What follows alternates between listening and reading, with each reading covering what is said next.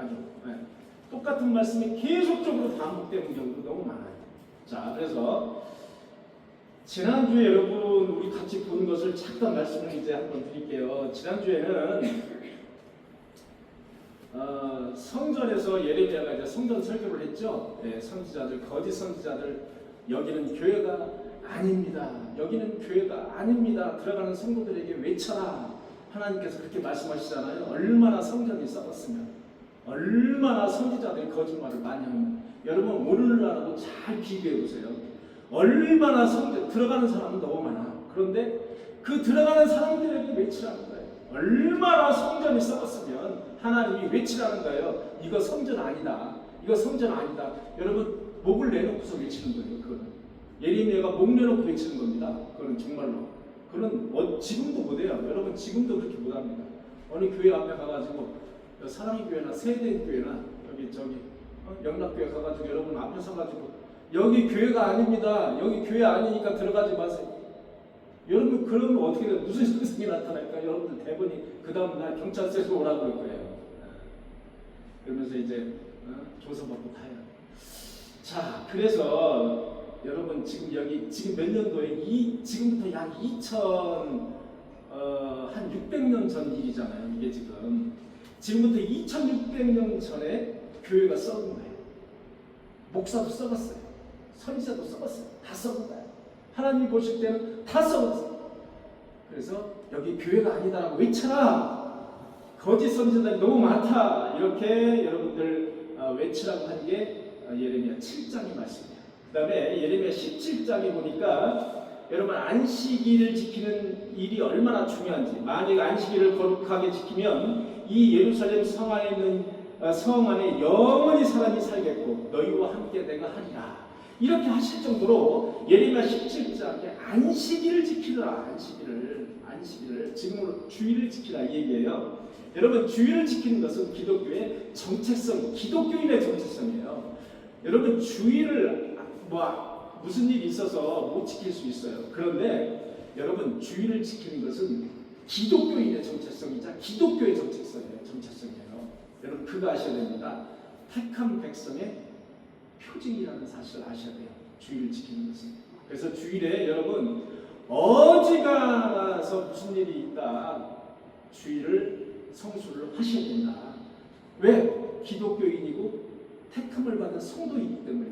그러면 그것에 대한 표징이야. 그럼 택한 백성에 대한 표징이 뭐예요? 그거 안 하면 여러분들 택한 백성에 대한 표징이 뭡니까? 주일 앉아가지고 푹을 잠이나 자고 주일 앉아서 드라마나 보고 그게 표징입니까? 아니에요. 여러분 택한 백성의 표징은 주일 지키는 거예요. 거룩하게 주일을 지키는 게 택한 백성의 표징인 것을 아셔야 됩니다. 그것을 예레미야 17장에 하나님은 분명하게 말씀하십니다. 안식일을 만약에 지키지 않으면 이 백성 모두를 어떻게 버리겠다? 불태워버리겠다는 것입니다. 바로 그거예요. 불태우겠다는 거예요. 자, 그 다음에 18장에서는 토기장의 비유를 하십니다. 하나님은 토기장이라는 거예요. 우리를 빚으시는 토기장이라는 거예요. 여러분 토기장이가 진흙을 가지고 토기를 만들잖아요. 이쁘게 토기를 만들어요. 자, 만드는 건 누구 마음이에요? 토기장이 마음입니다. 하나님은 토기장이에요. 우리는 누구요? 진흙이에요. 우리는 토기장 위에 손에 의해서 빚어지는 진흙이라고요. 그거 아셔야 됩니다. 저 아이들 왔어요. 아이들. 그거 아셔야 돼요. 우리는 진흙이에요. 하나님은 토기장이에요. 그거 아셔야 됩니다. 그래서 토기장이에 비유되는 말씀을 18장에서 하세요. 그 유명한 우리는 진흙, 하나님은 토기장이에요. 이런 비유를 18장에서 하십니다. 그 다음에 쭉 넘어와서 이제 왕들에게 주는 메시지가 있었어요. 그런데 왕들에게 주는 메시지에서 시드기야 왕에게 주는 메시지, 여호아하스에게 주는 메시지, 여호아김에게 주는 메시지, 여호아김에게 주는 메시지 22장 21절에 보니까 이런 말씀이 있죠. 내가 평안할 때 내가 평안할 때 내가 너에게 말했다는 거예요. 내가 너에게 말하였으나 나는 듣지 않겠다 하였으니. 여러분 여호아김이 네가 편안할 때 내가 너한테 말했다는 거예요. 편안할 때라는 건 뭐냐면 아무 일이 없을 때, 태평성대할 때, 그때 내가 너한테 말했다는 거예요. 그랬던데 너는 뭐라고 했느냐? 나는 말을 듣지 않겠다 하였으나, 나는 말을 듣지 않겠다 했다는 거예요. 나는 말을 듣지 않겠다는 거예요. 내가 어려서부터 내 목소리를 청종하지 아니함이 내 습관이라. 무섭고 따가운 그런 질책을 하시는 말씀이 바로 여호와김에 대해서 예레미야 22장 19절에 대해서 21절 이 부분에서 이제 말씀하시는 거예요. 내가 어려서부터 나의 말을 청종하지 않는 것이 너의 습관이다. 그러니 너는 어떻게 된다? 너는 죽으리라. 이런 무서운 말씀을 여호와김에 대해서 하시는 걸 알 수 있어요. 여호와하스라는 왕에 대해서는 내가 그곳으로 돌아가서 다시 돌아오지 못하리라. 죽는다는 얘기 똑같은 말씀입니다. 그래서 평안할 때 하나님의 말씀을 습관적으로 청종하는 그런 것이 얼마나 중요한가. 라는 말씀을 여호와김 또는 여호와하스 히스기야 왕에게 하시는 말씀이 22장에 이제 나오는 말씀이에요. 그 다음에 23장의 말씀은 예수의 탄생, 메시아의 탄생을 여기서 아주 은유적으로 예고하시는 말씀이 예레미야 23장 5절의 말씀이에요. 예레미야 23장 5절의 말씀, 여호와의 말씀이니라. 보라, 때가 이르리니 내가 다윗에게 한 의로운 가지를 일으킬 것이다. 바로 이 말씀이 다윗의 자손으로부터 메시아 예수 그리스도가 탄생할 것을 예고하고 있다는 말씀이죠. 그래서 메시아 탄생을 예고한 것이 예레미야 23장의 이제 말씀이 되겠습니다. 그 다음에 25장에 가면 너희들이 바벨론에 70년 동안 포로로 잡혀가 있을 것이라는 것을 예고하시는 말씀이 나와요. 25장 3절에 너희가 바벨론에 70년간 포로 생활을 할 것이다라는 그런 말씀이 11장 25장 11절에 이 모든 땅이 폐허가 되어 놀랄 일이 될 것이며 이 민족은 70년 동안 바벨론의 왕을 섬기리라. 유대 백성은 70년 동안 바벨론 왕을 섬기리라. 이렇게 25장까지 여러분과 함께 말씀을 봤습니다. 이번에는 이제 26장부터 보도록 하겠습니다. 여러분 26장을 펴시기 바랍니다. 26장을 펴세요. 26장 2절 읽어주시기 바랍니다. 여호와께서 이와 같이 말씀하시니라. 너는 여호와의 성전들에 서서 네가 모든 성읍에서 여호와의 성전에 와서 예배하는 자에게 내가 네게 명령하여 이르게 한 모든 말을 전하되 한마디도 감하지 말라. 아멘. 한마디도 감하지 말라는 여러분 한마디도 감하지 말라는 그 대목에서 하나님이 뿔딱지가 났다 안 났다? 하나님이 이미 뿔딱지가 나신 거예요. 하나님이 뿔이 이만큼 돋아서 지금 이만큼 돋아가지고 뿔딱지가 나신 거예요. 한마디도 감하지 말라는 거예요. 그대로 지나가는 거예요. 하나님이 이제 있는 화가 이제 치밀어 오르신 거예요. 지금 이제 치밀어 오르신 거예요. 한마디도 감하지 말라. 여기에 대한 26장에 대한 줄거리를 한마디로 얘기하면 너희들이 말씀에 순종하지 않았으니 예루살렘을 실로처럼 만들겠다. 예루살렘을 실로처럼 만들겠다. 그리고 거짓 선지자들에게 속지 말라. 거짓 선지자들에게 유린당하지 말라. 속지 말라. 여러분 예루살렘을 실로처럼 만들겠다는 뜻이 뭡니까? 실로가 뭡니까? 실로라는 지역이 있어요. 여러분 예루살렘 그 위쪽에 보면 실로라는 지역이 있어요. 실로가 있는데 이 실로는 여러분 언약궤가 처음에 언약궤를 이제 가지고 요단강을 건너잖아요. 이스라엘 백성들이 언약궤를 짊어지고 요단강을 건넙니다. 요단강을 건너서 이제 들어가서 이제 처음에 간 곳이 길갈이라는 곳으로 갑니다. 길갈에 가서 두 번째로 이동한 곳이 실로예요. 그 다음에 이제 에베네셀로 갑니다. 그 다음에 이제 뭐 블레셋한테 뺏기기도 하고 그 다음에 이제 어디로 가요? 기랏 여아림이라는 곳으로 가죠. 발음하기가 참 어려운데 기랏 여아림으로 가서 마지막에 어디로 가요? 예루살렘 성전으로 갑니다. 이렇게 돌죠. 이렇게 돌아서 예루살렘 성전으로 가는 거예요. 여호와의 언약궤가 언약궤가 예루살렘 성전으로 가서 바벨론에게 예루살렘 성전이 이제 완전히 다 멸망을 해버리잖아요. 다 붕괴를 시켜버려요. 그래서 이 언약궤가 지금 어디에 있는지 알 수가 없다. 이렇게 보시면 됩니다. 언약궤를 찾을 수가 없다. 설이 많아요. 바벨론이 애들이 이걸 언약궤를 뭐 보물인 줄 알고 가져갔다. 뭐 여러 가지 설이 있어요. 보니까. 그런데 어쨌든 언약궤를 찾을 수 없다.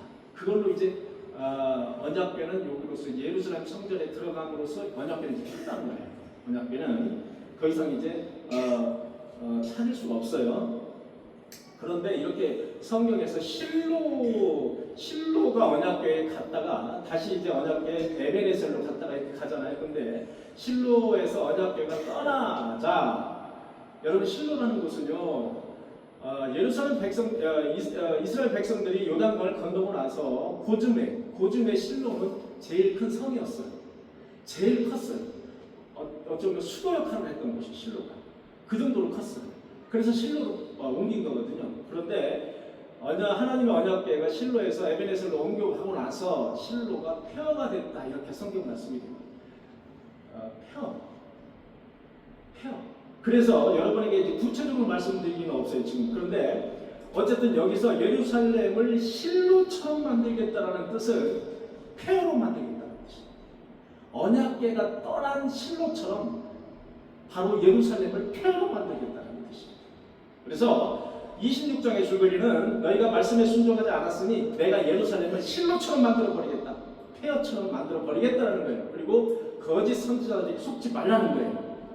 그래서 여러분들 거짓 선지자들에게 속지 말라는 뜻이 그와 관련한 그 성경 구절을 제가 읽어드릴게요. 여러분 거짓 선지자들이 너무나도 많았어요. 그때 당시에도. 그러니 오죽하겠습니까? 2600년이 지난 지금은 거짓 선지자가 있겠습니까? 없겠습니까? 엄청나게 많은 거예요. 여러분 그래서 거짓 선지자가 많은 거예요. 아니 그때도 많았다니까. 하나님이 거짓 선지자들에게 속지 말라고 그러니까. 제가 여러분 23장 16절부터 제가 읽어드릴게요. 여러분 잘 들어보세요. 그들이 말한 묵시는, 여기서 그들은 거짓 선지자예요. 그들이 말한 묵시는 자기 마음으로 말미암은 것입니다. 여러분 그들이 거짓 선지자들은 하나님이 주신 그런 말씀을 전하는 것이 아니고 자기 마음 내키는 대로 말하는 것입니다. 이런 말씀이에요. 자, 그 다음에 18절에 보니까 누가 여호와의 회의에 참여하여 그의 말을 알아들었으며 누가 귀를 기울여 그 말을 들었는가? 여러분 누가 여호와의 회의에 참여했습니까? 거짓 선지자들이 그렇게 판을 치니까 하나님이 말씀하시는 거예요. 너희들 여호와 나의 회의에 참여했냐? 마치 나의 회의에 참여한 것처럼 왜 그렇게 거짓말을 하냐 이 얘기예요. 이렇게 구체적으로 말씀하시는 대목들이 있어요. 이게 다 23장의 말씀이에요. 그 다음에 26절에 보니까 그들은 마음이 간교한 것을 예언하느냐. 그들이 예언하는 것은 뭐예요? 마음이 간교한 것을 예언하는 거예요. 여러분 예언하는 목사, 예언하는 선교사 여러분 조심하셔야 됩니다. 그들은 간교한 것을 예언하는 거예요. 여러분 예언 함부로 듣지 마세요. 간교한 것을 예언하는 거예요. 간교한 것. 30절에 보니까 그러므로 보라 서로 내 말을 도둑질하는 선지자들을 내가 치리라. 여러분 도둑질하는 선지자는 하나님이 치시는 거예요. 여러분 그 말로를 잘 보셔야 돼요. 이 선지자들이나 목사들 중에서 이제 예언한다고 하는 그런 목사들이 있어요. 신비적으로 이런 목사들의 말로를 잘 여러분들 보셔야 됩니다. 여러분 뭐라고요? 내가 치리라. 치는 거예요. 하나님의 말씀 친다는 거예요. 끝나는 거예요. 말로가 좋지 않다는 거예요. 내 말을 도둑질했기 때문에. 32절 보라 거짓 꿈을 예언하며 여러분 거짓 선지자들은 내가 꿈을 꿨다고 이야기해요. 간밤에 내가 꿈을 꿨는데 너가 어쩌더라 이렇게 얘기하는 사람들 다 거짓 선지자라고 보시면 됩니다. 보라 거짓 꿈을 예언하며 거짓과 헛된 자만으로 내 백성을 미혹하게 하는 자를 내가 치리라. 이렇게 거짓 선지자가 너무 많아서 거짓 선지자에 대한 경고의 말씀을 23장에 하고 있는 거예요. 그 다음에 26장에 두 번째 성전 설교를 하도록 하시는 거예요. 예레미야를 통해서. 그래서 이렇게 이제 여러분 26장 8절에 보니까 제사장들과 선지자들과 백성들이 이제 그를 붙잡고 이르되 내가 반드시 죽으리라. 여러분 이렇게 이제 성전에 서서 예레미야가 이거는 성전이 아닙니다. 거짓 선지자들이 판을 치고 있습니다. 거짓 선지자들 여러분 조심하세요. 여러분 그러니까는 거기에 대제사장들이나 제사장들 또는 선지자들이 저는 저게 어디다 대고 이럴 거 아닙니까? 저는 잡아 죽여야 되겠다. 이런 생각을 가질 거 아니에요. 그러니까 여러분 그 말을 하니까 8절에 제사장들과 그 다음에 선지자들과 그 다음에 백성들이 그를 붙잡고 누구를 붙잡고 예레미야를 붙잡고 이르되 내가 반드시 죽을 거야. 이 말은 뭐예요? 우리가 너를 반드시 죽일 거야. 이 말을 하는 거예요. 반드시 너를 죽일 거야. 여러분 예레미야는 이렇게 목을 내놓고 하나님의 말씀을 전한 사람이에요. 반드시 죽일 거야. 여러분 그러나 예레미야는 굽히지 않았어요. 여호와의 목소리를 청종하라. 그리하면 재앙에서 그 뜻을 돌이키리라.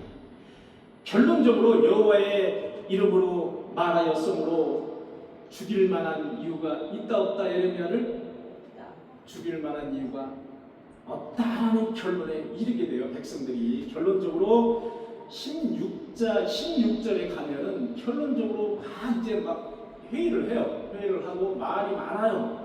저를 죽여야 된다, 안 죽여야 된다, 저건 죄가 많다 하다가 결국 여호와의 이름으로 말을 했다는 거예요. 예레미야가 여호와의 이름으로 말을 했으니 죽일 만한 이유가 없다는 거예요. 예레미야를 썩히는 겁니다. 예레미야가 죽지 않아요. 자, 그런데 26장 23절에 보면은 우리야라는 사람이 나옵니다. 우리야. 이것도 선지자예요. 선지자인데 예레미야와 똑같은 말을 해요. 똑같이 경고를 해요. 백성들에게. 우리야가 똑같은 말을 해요. 이거 사기 선지자 아니에요. 거짓 선지자 아니에요. 그런데 이렇게 사명을 감당하는 선지자 우리야가 있어요. 여러분. 우리야가 23절에 나와요. 그런데 이렇게 예레미야처럼 제사장들 또는 백성들 선지자들이 이제 죽이려고 그러는 거예요. 우리야도 죽이려고 그러고 예레미야도 죽이려고. 그러니까 우리야가 겁이 나는 거예요. 겁이 나는 거 어떻게 하느냐?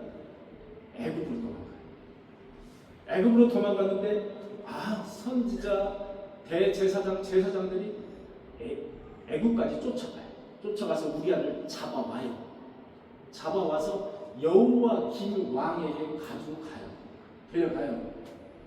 그랬더니 여호와김이 어떻게 했더라? 그 자리에서 칼로 죽여버렸어요. 칼로 죽이고 그 시체를 어떻게 했다? 평민의 묘지에 갖다 뿌렸다. 그런 말씀이 바로 26장 23절에 나옵니다. 26장 23절. 자, 그에 반해서 여러분 사명을 감당한 예레미야는 도망가지 않았어요. 그렇게 내가 죽으면 죽으리라예요. 죽으면 죽으리라. 24절에 보니까 26장 24절에 보니까 서기관 사반의 아들 아히감이 있어요. 아히감이라는 사람인데 아히감의 손이 예레미야를 도와주어 그의 백성의 손에 내주지 아니하여 죽이지 못하게 하니라. 여러분 이렇게 사명이 있어요. 사명을 이제 감당하라고 이제 하나님이 맡겨주셨잖아요. 여러분들이나 저나 마찬가지 집사로서의 사명, 어떤 권사로서의 사명, 목사로서의 사명이 있어요. 사명을 감당하라고 맡겨줬어요. 맡겨줬는데 우리야처럼 사명을 감당 나 못합니다. 나 자신 없습니다. 나 죽을 것 같아요. 못합니다. 하라고 도망가요. 그런 사람이 있는가 하면 사명을 감당을 예레미야처럼 하는 사람이 있어요. 죽여라. 목을 내놓고 사명 감당하는 사람이 있다니까요. 그런 사람들이 있어요. 그럴 때 하나님께서 이렇게 누굴 사반의 아들 아히감의 손을 빌어서 도와주신다. 그래서 감히 손을 내밀어서 죽이지 못하게 하더라. 이런 말씀이 26장 24절에 있습니다. 여러분 사명을 감당하느냐 사명을 감당하지 못하느냐. 사명을 감당하지 못하면 이렇게 우리야처럼 죽임을 당할 수도 있다는 거예요. 하나님이 여러분 꿀딱지가 나면은 이렇게 얼마든지 죽이시기도 하신다는 거예요. 여러분 택한 자의 사명을 감당하는 것은 여러분 그렇다고 해서 여러분 사명을 감당하지 못한 우리야라고 해서 우리가 그러면 나중에 천국에 갔을까요? 지옥에 갔을까요? 그건 우리가 알 수 없어요. 그런데 여러분 거기에서 그냥 끝나는 것인데 그게 만약에 우리아가 겁이 나서 개인적으로 겁이 나가지고 그렇게 했잖아요. 그렇다 할지라도 제가 볼 때는 우리아는 천국에 갔을 것이다라고 보여집니다. 왜냐하면 거기서 그냥 끝나는 것이죠. 하나님이 그냥 끝내는 거예요. 그의 인생을 끝냈을 뿐이지 그 사람이 반드시 지옥에 가지 않았을 것이다. 제 추측이에요. 그런 생각이 들어요. 어쨌든 간에 사명을 감당하는 그 자체가 얼마나 귀한 일인지 몰라요. 그래서 여러분도 성도로서, 집사로서, 권사로서 어떤 직분을 감당하는 그것이 얼마나 중요한지 모르겠습니다. 직분을 잘 감당해서 하나님부터 받는 복, 그 축복을 받아 누리는 저와 여러분들이 되시기를 간절히 축원합니다. 27장부터 28장의 말씀은 여러분들 너희들은 바벨론 왕이 주는 멍에, 그게 뭐예요? 포로 생활이에요. 그 멍에를 메고 바벨론 왕을 섬겨라는 뜻이에요. 그게 바로 28장까지 나옵니다. 그런 말씀. 너희들은 불만 갖지 마. 너희들 불만 갖지 말고 바벨론 왕이 주는 멍에가 있죠? 포로니까 그 멍에를 메고 열심히 거기에 바벨론에 가서 열심히 살아. 그게 복이야. 너희들이 복이야. 이런 말씀을 27장부터 28장까지 해주시는 말씀이에요. 자, 27장 2절 보니까 너는 줄과 멍에를 만들어 내 목에 걸고, 여러분 이사야에게 나무로 만든 그 멍에, 여러분 소가 이렇게 멍에 짊어지는 거 있잖아요. 그 멍에를 걸게 있어요. 예루살렘 백성에게 잘 보라고, 이런 멍에를 너네들은 질 거다. 그리고 나무로 만든 멍에를 예레미야에게 만들어서 걸게 있습니다. 그래서 다니는 거예요. 걸고 다니는 거예요. 예레미야가 그 멍에를. 그래서 너는 줄과 멍에를 만들어 내 목에 걸고 시드기야를 보러 온 사신들, 외국 사신들이 왔을 거 아닙니까? 외국 사신들에게도 갖다 주라. 보여주고 갖다 주라. 그리고 바벨론 느부갓네살의 멍에를 메고 그를 섬기라고 전해라. 바벨론 왕을 섬기라고 전해라. 멍에를 메고, 한마디로 해서 이렇게 다니는 거예요. 예레미야가 그 창피함에도 불구하고 멍에를 메고 다니는 거예요. 하나님이 이렇게 전하더라 하고 다니는 거예요.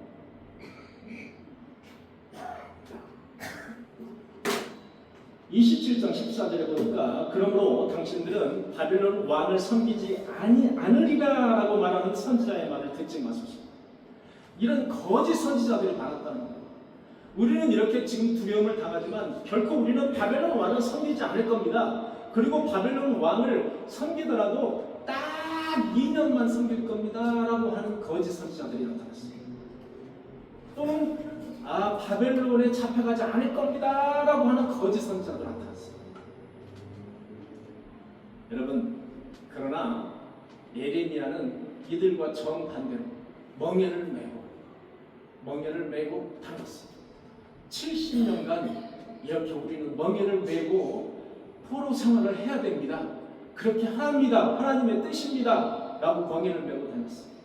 여러분들 왕이나 백성들이 좋아할까요? 안 좋아할까요? 죽이려고 하지. 죽이려고 하지. 그러나 이렇게 하나님은 죽이지 못하도록, 예레미야를 죽이지 못하도록 여러 손을 통해서 도와주셨어요. 그런 대목들이 여러분 읽어보면 나옵니다. 자, 그 다음에 이제 28장에는 거짓 선지자 하나냐라는 사람이 등장해요. 거짓 선지자 하나냐라는 사람이 등장해요. 28장 11절에 보니까 하나냐가 예레미야의 목에 맨 그 멍에를 빼앗았어요. 하나냐가 빼앗은 다음에 여호와께서 말씀하시느니라, 여호와께서 2년 안에 바벨론에서 건지시리라. 이런 거짓말을 하고 있는 겁니다. 자, 예레미야가 맨 그 나무 멍에를 뺏었어요. 뺏어버리고 하나냐가 거짓말하는 거예요. 2년 정도 바벨론에 갔다가 오면 하나님이 우리 백성을 건지실 겁니다. 건지실 것이라고 나에게 말씀해 줬습니다. 그러니까 거짓 선지자가 나타나는 거예요. 구분할 수 없어요.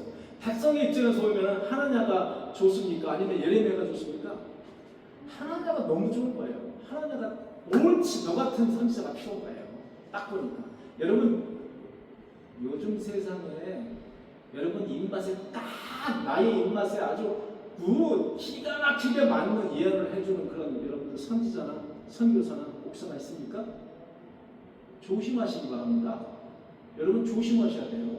내 입맛에 딱 들러붙는 그런 예언해주는 그런 선지자 목사 있습니까? 조심하셔야 돼요. 바로 하나냐가 이렇게 얘기했어요. 2년만 갔다 오면 하나님이 건질 겁니다. 이런 예언을 했어요. 예레미야의 멍에를 빼앗아버리고 그렇게 했어요. 13절에 보니까 너는 이제 하나님이 이제 뿔딱지가 더 났어요. 하나님이 이제 뿔딱지가 더 났어. 너는 하나님에게 전하라. 13절에요. 너는 하나님에게 전하라. 내가 나무 멍에를 예레미야로부터 꺾었으니 그 대신 쇠멍에를 만들어 너에게 쇠멍에를 만들었느니라. 여러분 예레미야에게는 나무 멍에를 이렇게 쥐고 가라고 했어요.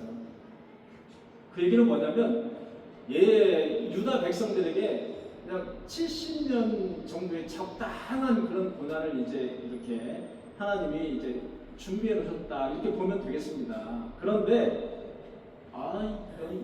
거짓 선지자가 나타나가지고 2년 어쩌고 하면서 이런 이제 횡패를 부리는 거예요. 그러니까 하나님은 어때요? 나무 멍에 대신에 이제 너에게 쇠먹이를 만들겠다. 쇠먹이. 얼마나 무서운 말씀을 하시는지 몰라요. 그러면서 16절 읽어주시기 바랍니다. 28장 16절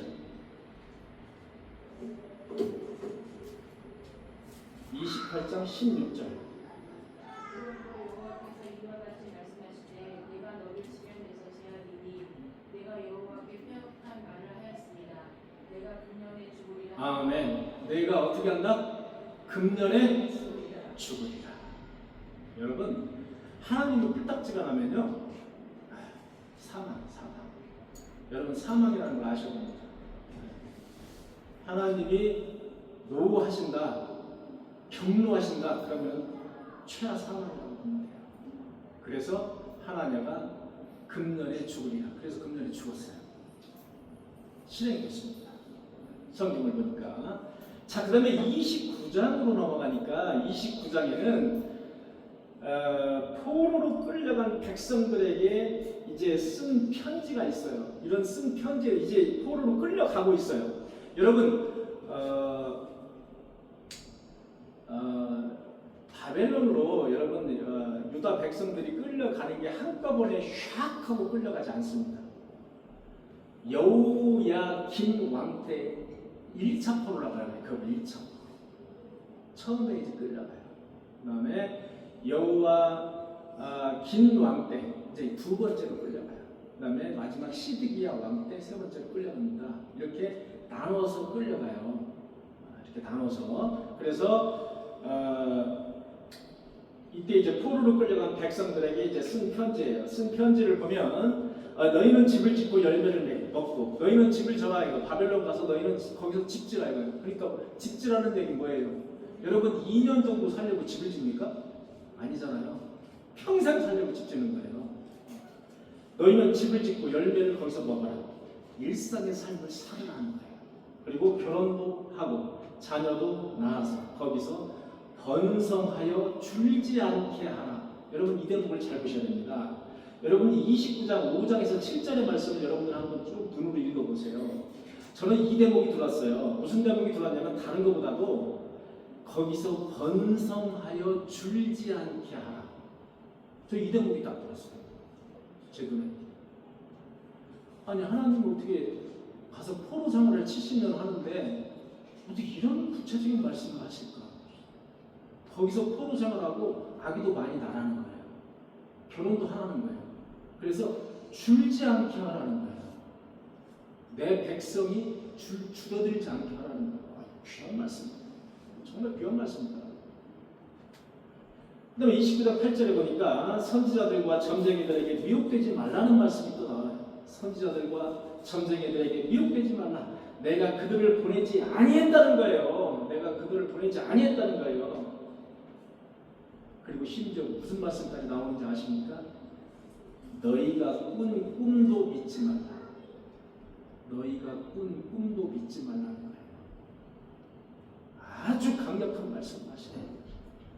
무슨 예언이나 무슨 묵시나 무슨 뭐 이런 거짓 선지자들이 하는 이야기 하나도 믿지 말라는 거야. 심지어 네가 꾼 꿈도 믿지 말라는 거야. 자, 그러면 여호와 하나님의 계획은 무엇이겠습니까? 여호와 하나님의 계획은 29장 10절에서 여호와 하나님의 계획이 나와요. 자, 읽어주시기 바랍니다. 29장 10절 바벨론에서 여호와께서 이와 같이 말씀하십니다.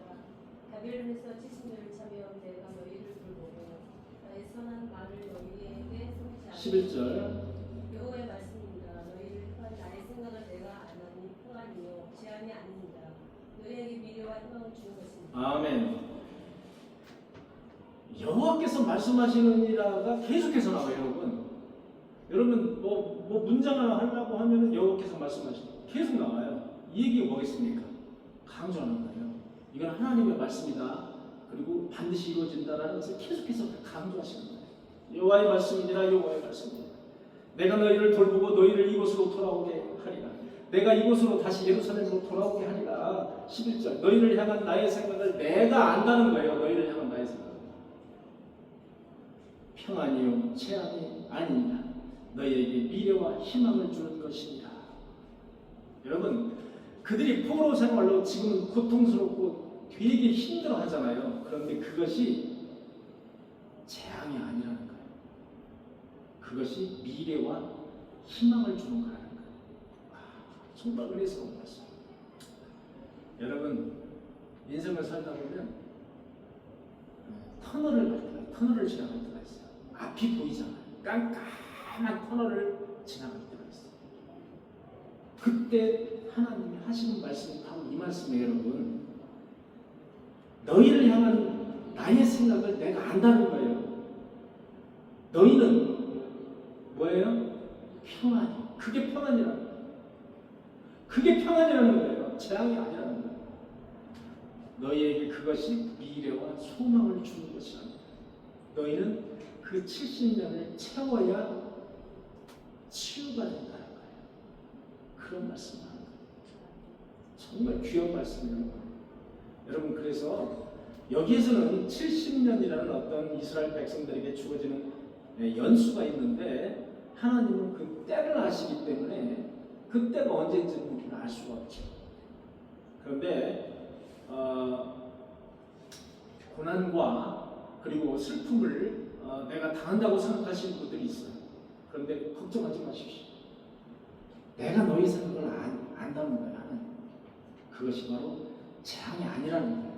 하나님은 이미 아시는 거예요. 근데 사람 생각은 그렇잖아요. 나는 죽었구나, 이제 나는 이제. 나는 너무나도 슬픈 거예요. 여러분 그 흑인들이 부르는 왜 그 바벨론 강가에서라는 노래 여러분 아시죠? 외국 곡 아시죠? 막 신나게 막 춤추면서 부르는 거 있잖아요. 그게 이제 정반대의 노래예요. 너무나도 슬퍼서 그 슬픔을 승화시켜서 그렇게 이제 즐겁게 부르는 노래가 이제 바벨론 강가에서라는 그런 노래거든요. 그래서 29장 12절에서 13절에 또 보니까 기도하며 온 마음으로 구하라는 거예요. 방법까지 알려주셨지. 너희가 그런 포로 슬픔에 있을 때 기도하며 온 마음으로 구하라. 내게 부르짖으면 내가 그 기도를 들으리라. 여러분, 70년은 정화의 시간이라는 거예요. 고통의 시간이 아니라는 거예요. 징계의 시간이라는 거예요. 부르짖고 회복하는 치유의 시간이라는 거예요. 그런 말씀을 12절과 13절에서 주옥 같은 말씀을 주고 계세요. 29장. 자, 그 다음에 30장에서 33장으로 넘어가면 이제는 여호와 하나님께서 위로해 줄게, 이제 너희를 회복시켜 줄게, 본격적으로 위로와 회복의 말씀을 주시는데, 첫째, 메시아를 너에게 보내줄게. 메시아를 너에게 보내줄게. 그 다음에 너희에게 메시아를 통해서 후손이 있도록 해주겠다. 너희에서 거기서 끝나는 게 아니라 메시아를 통해서 너희에게 후손을 주겠다. 그 다음에 새 언약을 너희에게 주겠다. 이제부터는 너희에게 어떤 돌로 된 언약, 여러분 십계명이 돌판으로 된 언약이잖아요, 그죠? 이제부터는 너에게 돌판으로 된 언약이 아니라 새 언약을 너에게 주겠다고 말씀하세요. 그래서 눈물의 선지자 그 예레미야는 여호와 하나님으로부터 새 언약을 받은 최초죠. 새 언약 아주 귀한 거. 그 다음에 너희를 반드시 귀환시켜주겠다. 그리고 너희를 치료시키고 회복해주고 세워주겠다. 마지막에 나오는 게 예배를 회복하게 해주겠다. 이런 말씀이 나와요. 이게 이제 30장에서 33절까지의 말씀입니다. 30장 3절에는 메시아 약속에 대해서 나옵니다. 메시아. 그들은 그들의 하나님 여호와를 섬기며 내가 그들을 위하여 세울 그들의 왕 다윗을 섬기리라. 너희들은 다윗을 섬기리라. 이제부터는 다윗의 한 가지를 낳게 해서 메시아죠. 예수 그리스도를 낳게 해서 그를 섬기게 하겠다는 거예요. 계속해서 여러분 이사야에서는 아주 구체적으로 나오는데 예레미야에서는 이런 다윗 왕을 통해서 후손이 나오리라라고 하는 그런 말씀들을 여러 군데에서 지금 말씀하고 계신 거예요. 짤막짤막하게 말씀하고 계세요. 그 다음에 이제 31장 너에게 세움의 약속을 주리라. 31장 4절에 보니까 처녀 이스라엘아 내가 다시 너를 세우리니 내가 세움을 입을 것이요 춤추며 나오리라. 이렇게 하나님은 70년 이후의 생활을 예언하고 계세요. 하나님은 이렇게 70년 이후에 너희들의 생활을 이제 그리고 계신 거예요. 12절에 보니까 그 심령이 물된 동산 같았고 너희의 심령이 그때는 물된 동산처럼 풍성하겠다는 거예요. 다시는 근심이 없으리라. 이게 31장 4절의 말씀. 그다음에 31장 15절에서 16절의 말씀은 후손에 대한 약속을 해주세요. 자식이 없어서 애국했던 라헬의 울음소리가 그치고 여러분 그 야곱의 아내가 두 명이 있었죠. 레아와 라헬이 있었습니다. 그런데 야곱은 누구를 더 사랑했습니까? 라헬을 더 사랑했습니다. 라헬이 아기가 후손이 있었습니까? 없었습니까? 후손이 없었어요. 아무리 낳고 싶어도 낳지 않는 거예요. 그러니까 야곱이 뭐라 그래요? 하도 라헬이 이제 얼마나 답답하겠어요. 자식을 못 낳으니까 얼마나 괴로워했겠습니까? 성경은 라헬이 괴로워하는 장면을 구체적으로 묘사하지 않고 있어요. 구체적으로 묘사 않고 있는데 군데군데에 라헬로부터 받는 그 스트레스를 야곱이 말하는 장면이야. 그렇게 약간 간접적으로 나오거든요. 그런 장면들이. 그런데 그 중에서 야곱이 듣다 못해서 이렇게 말하는 장면이야. 생명을 주관하시는 이는 여호와 하나님이라. 내가 무엇을 할 수 있냐? 여호와 하나님에게 기도해라.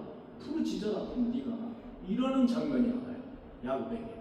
거기서 제가 감동 있게 보는 장면은 생명을 주관하시는 분은 여호와 하나님이야.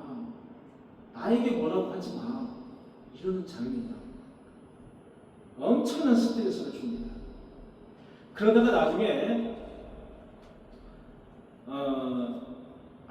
아들을 낳지 못하다가 라헬이 나중에 하나님에게 이제 기도함으로써 자식을 얻게 돼요. 그 자식이 누구죠? 그 유명한 요셉입니다. 그 다음에 또 누구예요? 베냐민이에요. 두 아들을 얻게 돼요. 아주 금쪽 같은 두 아들을 이제 얻게 됩니다. 그래서 아기 낳지 못한 그 한을 이제 풀게 되는 거죠. 이렇게 후손의 라헬의 그 자식이 없어서 애곡했던 라헬의 울음소리가 그치고라는 뜻은 너희들이 지금 그렇게 잡혀가서 70년 동안 슬픔에 빠져 있지만 그것을 이제 아기를 낳지 못한 라헬의 통곡으로 비유한 거예요. 그런데 그 울음소리가 그치고 내 눈에서 눈물을 거두리라. 이런 말씀하시는 거예요. 이제 그 70년이 끝나면 너희들은 내가 풍성하게 하리라. 풍성한 후손을 너희에게 주리라고 약속하시는 장면이 31장에 나옵니다. 자, 그 다음에 예레미야에게 새 언약의 축복을 약속하시는 장면이 아주 중요한 장면이에요. 31장 31절과 2, 3, 4절까지의 말씀이 나와요. 이것이 이제 여러분 오늘 사실 어쩌면 이 구절이 여러분과 제가 보는 이제 하이라이트가 아닐까라는 생각을 제가 했어요. 하나님이 이제 새 언약을 예레미야에게 주시는 장면이에요. 새 언약. 여러분 잘 들어보세요. 제가 읽을게요. 보라, 날이 이르리니 내가 이스라엘 집과 유다 집에 새 언약을 맺으리라.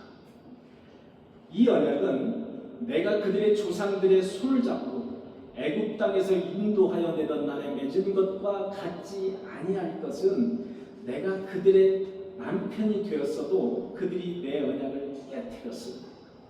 내가 너희들의 신부고 내가 남편이 됐는데 너희들 신부가 먼저 언약을 깨뜨렸다는 거예요.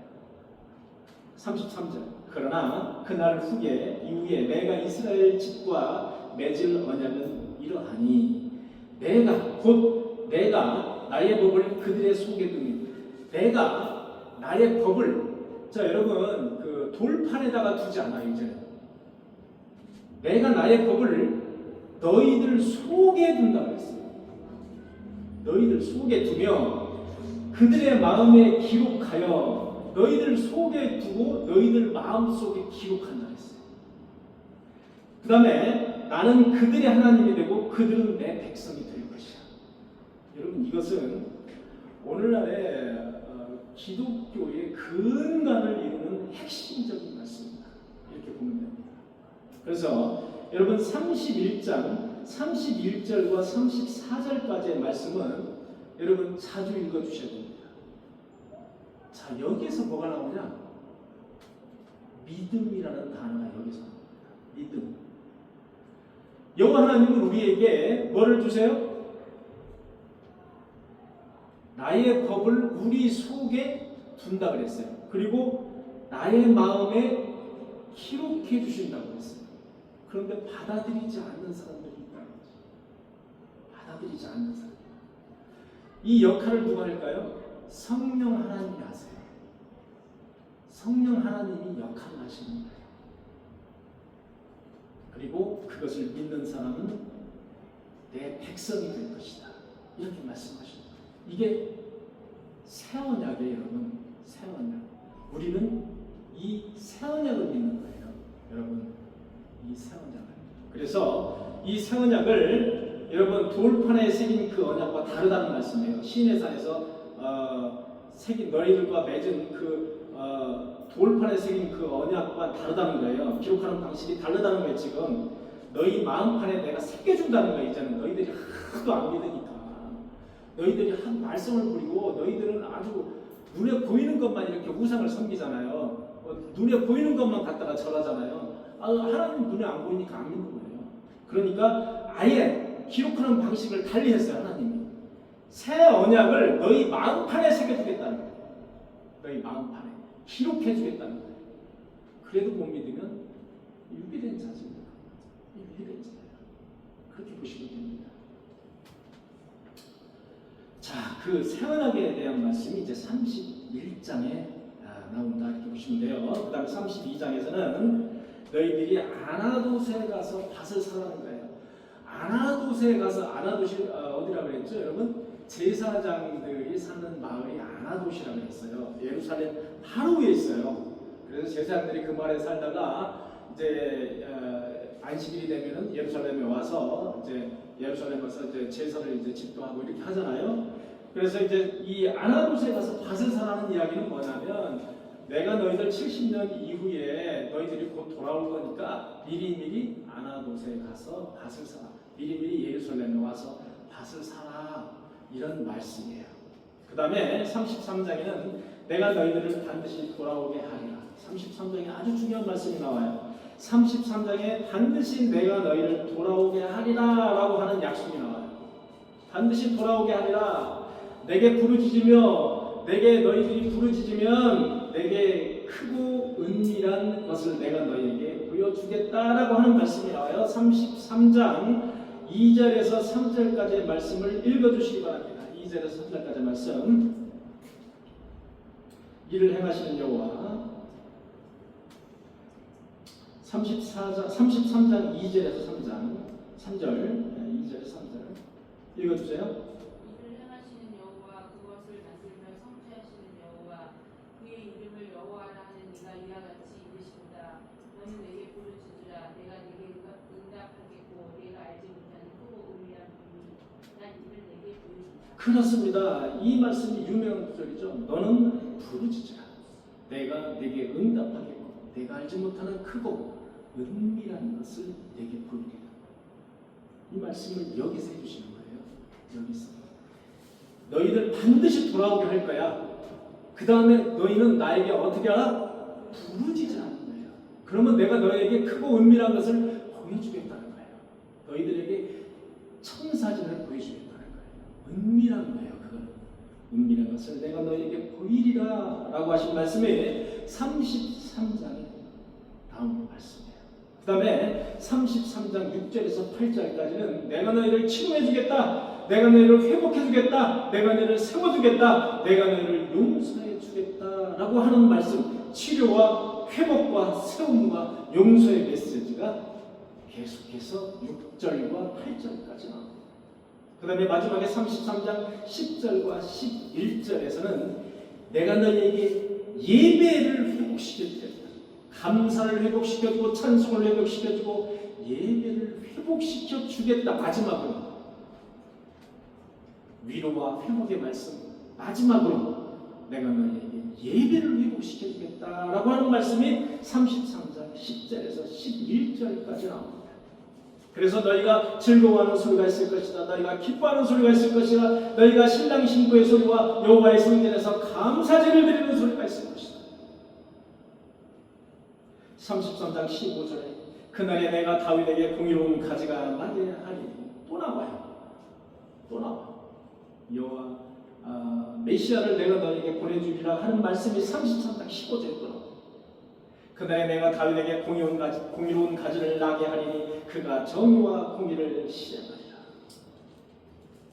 그가 정의와 공의를 실행하리라. 여기까지가 위로와 회복의 말씀 33장까지 말씀. 자, 그 다음에 34장에 나오는 말씀은 시드기야 왕을 이제 책망하시는 말씀이다.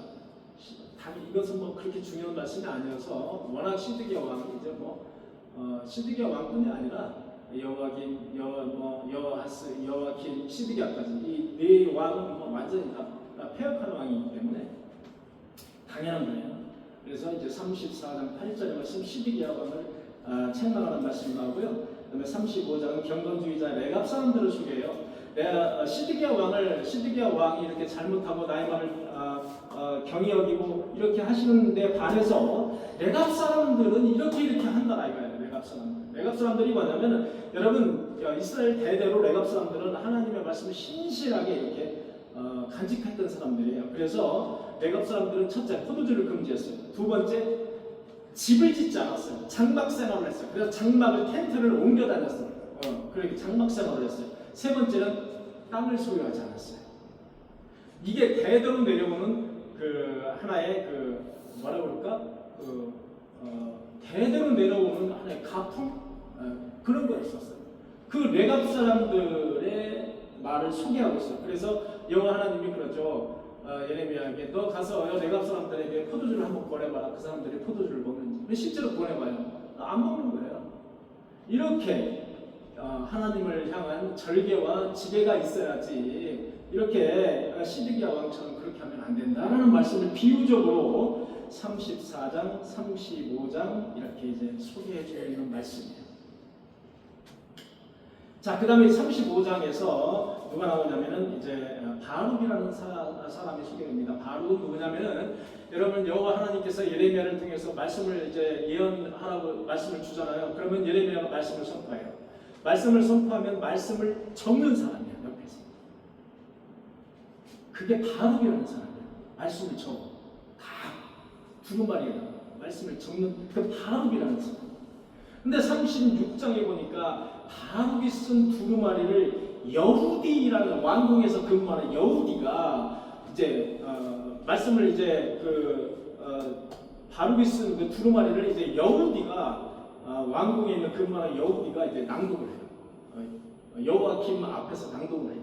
낭독을 하면 그 왕이 면도칼로 그것을 베서 화롯불에 던지는 장면이 나옵니다.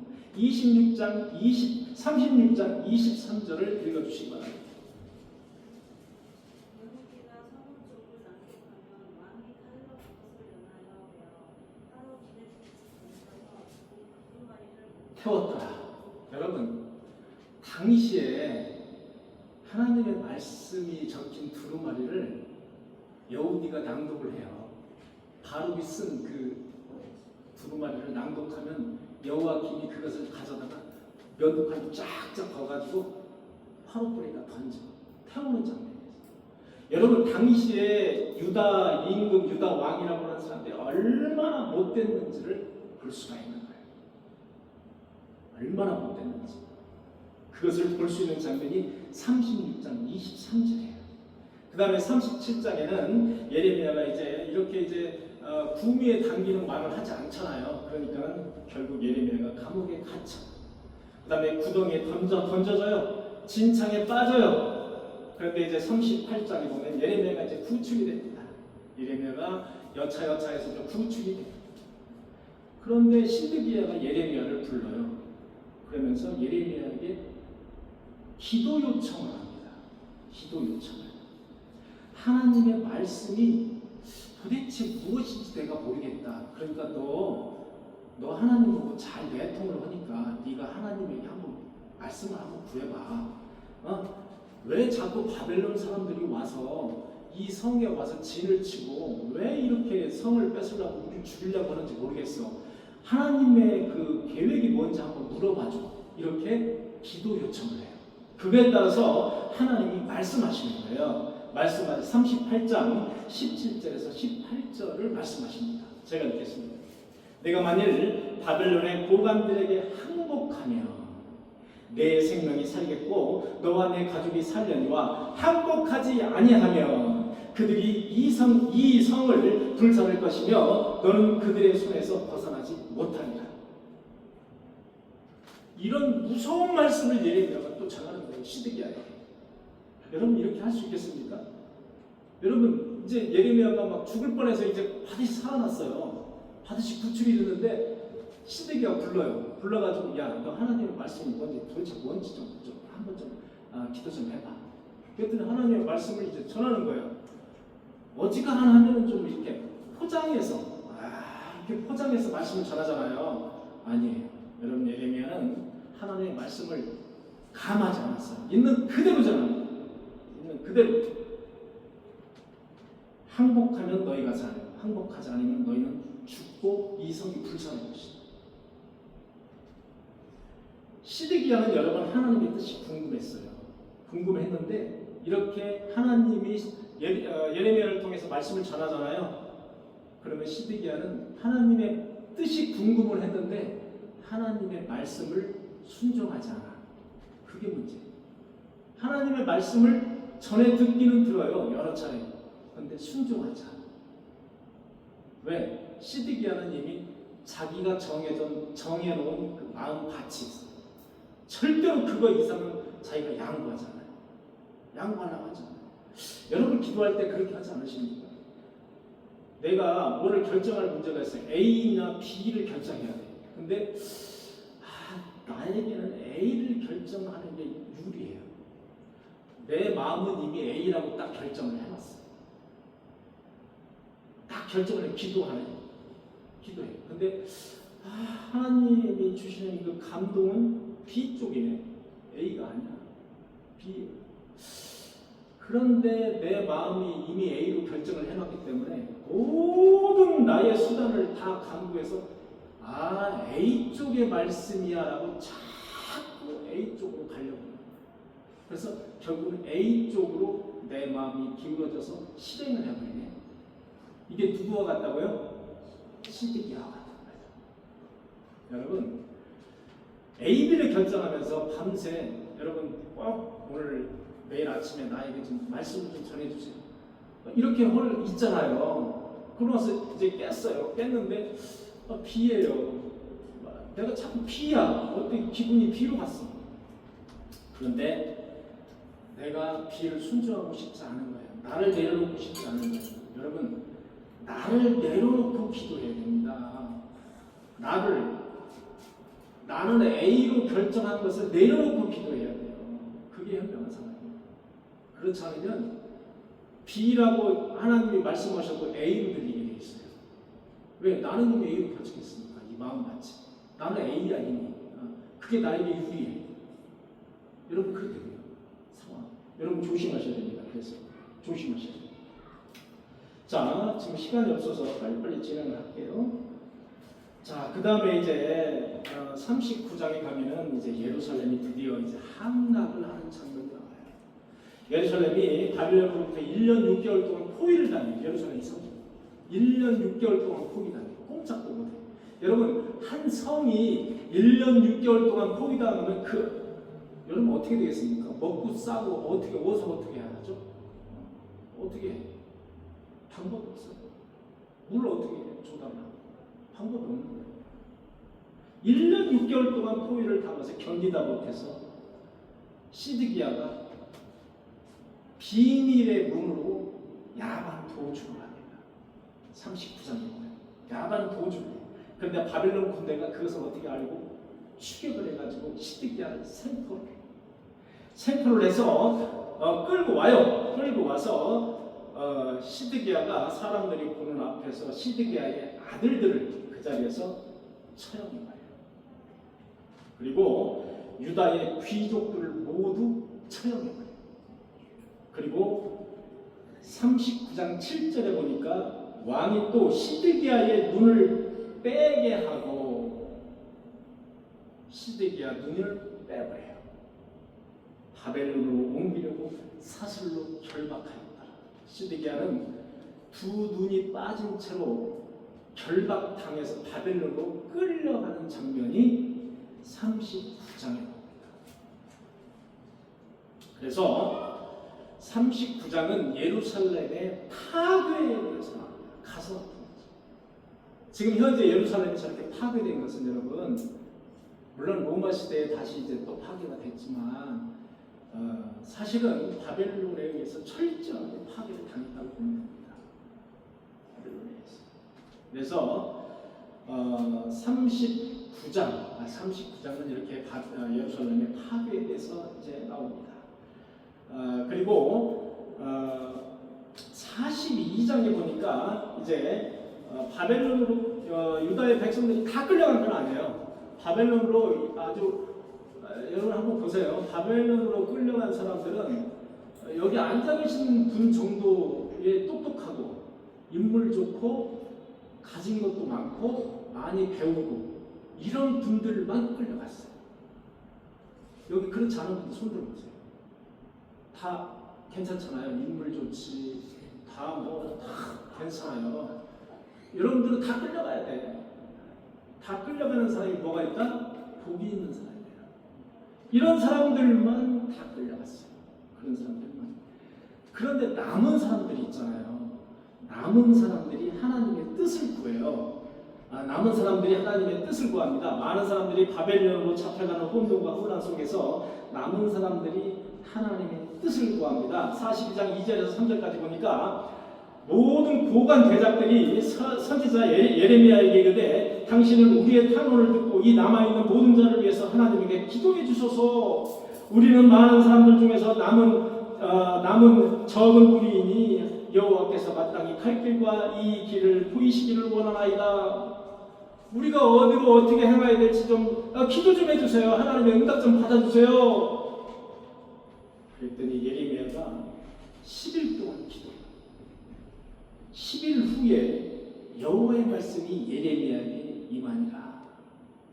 42장 11절에 보니까 너희가 두려워하는 바벨론 왕을 겁내지 마라. 내가 너희와 함께해서 너희를 구원하며 그의 손에서 너희를 건지리니 두려워하지 마라. 권사님 헌금 지금 미리 계수해 주시기 바랍니다. 12절 내가 너희를 불쌍히 여기리니 그도 너희를 불쌍히 여겨 너희 본향으로 돌려보내리라. 내가 너희를 불쌍히 여기리니 바빌론 왕도 너희를 불쌍히 여길 것이라. 그러므로 너희 본향 언양으로 돌려보낼 것이라는 것. 15절에 보니까 유다의 남은 자여 이제 여호와의 말씀을 들으라. 너희가 만약 애굽에 들어가서 거기에서 살기로 고집하면 너희가 두려워하는 칼이 애굽 땅으로 따라가서 너희에게 미칠 것이. 여러분 남아있는 유대 사람들이 어디로 주로 피신을 했냐면요, 이집트로 피신했어요. 바벨론으로 잡혀가기 싫어가지고. 어디로 갔다고? 이집트로 갔다고요. 이집트 가까워요, 여러분. 이집트가 바로 밑이잖아, 이집트가. 그리고 이집트는 땅이죠. 나일강이 있지 않습니까? 그래서 이집트가 되게 땅이 옥토예요, 옥토. 그래서 무엇든지 심으면 잘 나는 곳이 이집트예요. 그래서 다 이집트로 피난을 가거든요. 그때 예레미야도 남은 사람들이 예레미야를 잡아가지고 같이 이집트로 끌고 가요. 같이 끌고 갑니다. 그래서 43장 6절에 보니까 선지자 예레미야와 바울을 거느리고 그 남은 사람들이 거느리고 애굽 땅에 들어가 다바네스에 이르렀으니 그들이 여호와의 목소리를 순종하지 아니함이라. 그가 누구냐? 바벨론의 느부갓네살 왕이에요. 그가 와서 애굽 땅을 치고 죽일 자는 죽이고 사로잡는 자는 칼로 칠 자는 칼로 치리라. 그래서 여호와 하나님께서는 이렇게 애굽 땅에 잡혀갔지만, 애굽 땅에 피신을 갔지만 역시 애굽 너희들을 칼로 내가 다 치리라. 이렇게 말씀하시는 장면이 43장에 나옵니다. 자, 이제 다 왔습니다. 44장에 보니까 예레미야가 이제 마지막 설교가 나와요. 예레미야가 끌려가는 중에, 애굽으로 끌려가는 중에 설교하는 장면이 나요. 설교하는 마지막 설교죠. 44장 3절의 말씀입니다. 여러분 들어보시기 바랍니다. 이는 그들이 자기나 너희나 너희 조상들이 알지 못하는 다른 신들에게 나아가 분향하여 섬겨서 나의 노여움을 일으킨 악행으로 말미암음이라. 너희가 이렇게 지금 피신하고 너희가 경황이 없는 것은 바로 다른 신을 섬겨서 못한 거예요. 다른 신을 섬겨서. 4절에 보니까 내가 나의 모든 종 선지자들을 너희에게 보내되 끊임없이 너희에게 보내 이르기를 너희는 내가 미워하는 이 가지가지 일을 행하지 말라 하였으나, 우상을 섬기지 말라 하였으나 그들이 듣지 않고 귀를 닫았고 돌이키지 않았다. 너희는 어찌하여 나의 노여움을 일으키느냐. 이렇게 책망을 하시는 장면이 44장이 있습니다. 44장 27절에 보니까 보라 내가 깨어있어 그들에게 재난을 내리고 복을 내리지 아니하리니 애굽 땅에 있는 유다 모든 사람들이 칼과 기근에 망하여 모두 멸절되리라. 무서운 말씀이 44장 27절에 29절에는 내가 이곳에서 너희를 범할 표징이 이것이라. 내가 너희를 벌할 표징이 이것이라. 내가 너희에게 재난을 내리리라 한 말이 반드시 이루어질 것을 이것으로 알게 하리. 바벨론에 이렇게 잡혀가는 사람이 복이 있는 거예요. 남은 사람은 다 멸절시켜버리고 다 죽여버리겠다.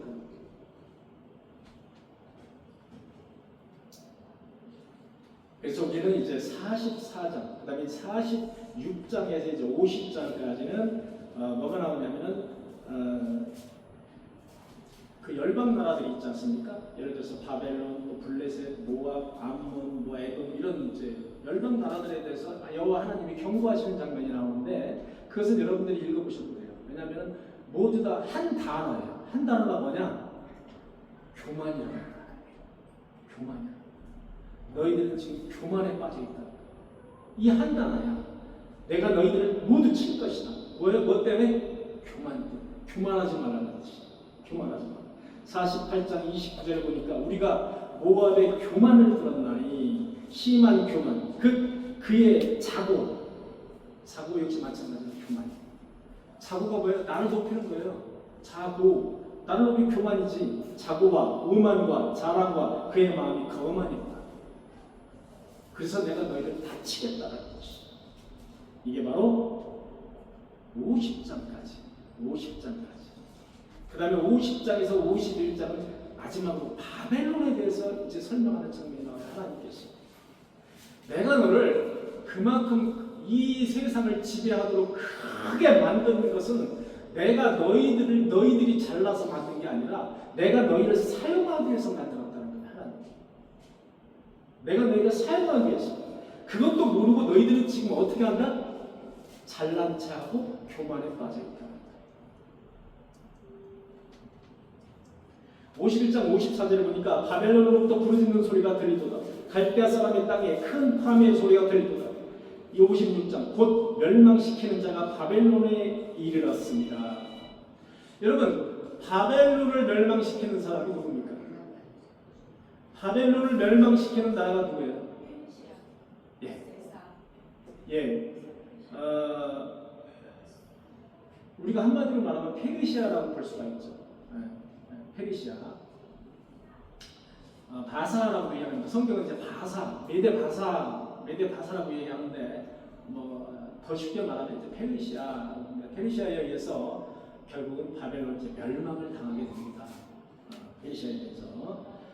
그래서 곧 멸망시키는 자가 바벨론에 이르렀습니다. 62절에 보니까 주께서 이곳에 대하여 말씀하시기를 이 땅을 멸하는 사람이나 짐승이 거기에 살지 못하게 하고 영원한 폐허가 되리라 하셨나이다. 어디가? 바벨론. 그래서 이렇게 우리는 이제 51장 바벨론에 대한 경고까지 우리가 이제 보고 있는 거예요.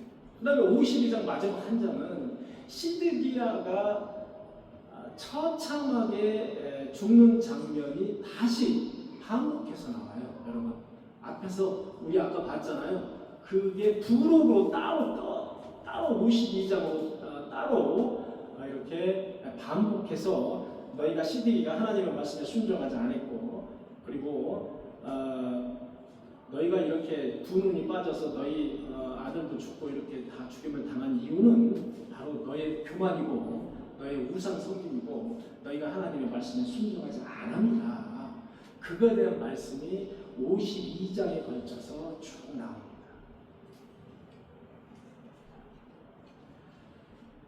자, 이렇게 해서 우리는 이제